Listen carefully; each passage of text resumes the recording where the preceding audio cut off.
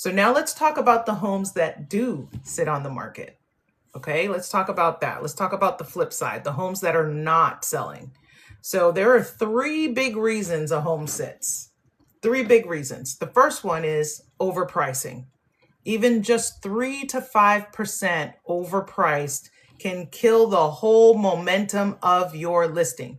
So here's the thing. Yes, sometimes you think, you know what, I could price it at this price and I'll leave room for negotiation. And then, at least that leaves me some room.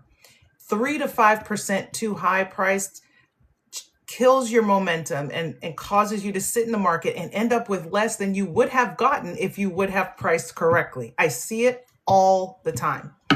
Poor presentation. This is another one. I don't know if you've been scrolling through homes online.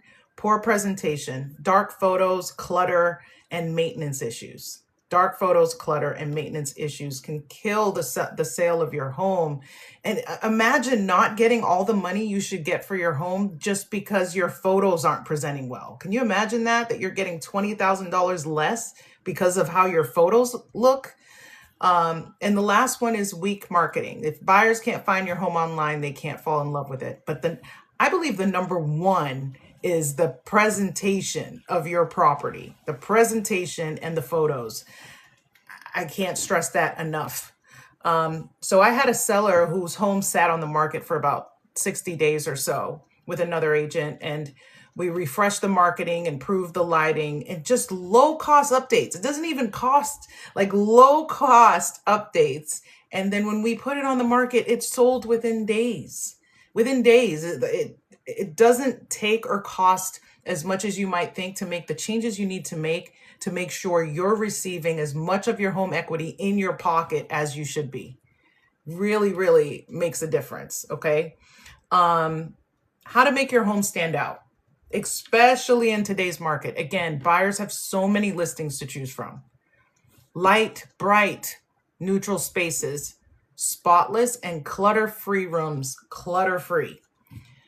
Scroll stopping photography. Photography is important. It really is important for your home.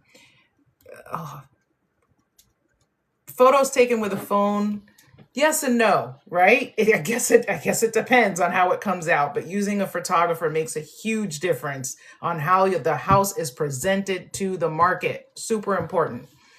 And pricing that aligns with current demand. This is not the market to just throw your home on and say, hey, let's see what we get. Let's just see what we get. Now, if you don't have to sell your home, that's fine. You can throw it on and get an idea. If you absolutely have to sell, you don't want to start with a let's see what we can get price. You absolutely do not want to do that. You want to price correctly to make sure you're getting the most money in your pocket, because that's your equity that you worked hard for. That's your equity that you paid a mortgage on. Why shouldn't you receive the returns of it? And why should you lose the return of it just because of something simple as photos or small changes that you could make to net you the most money, right? So remember, it's not just about being the best home. It's about being the best presented home in your price range.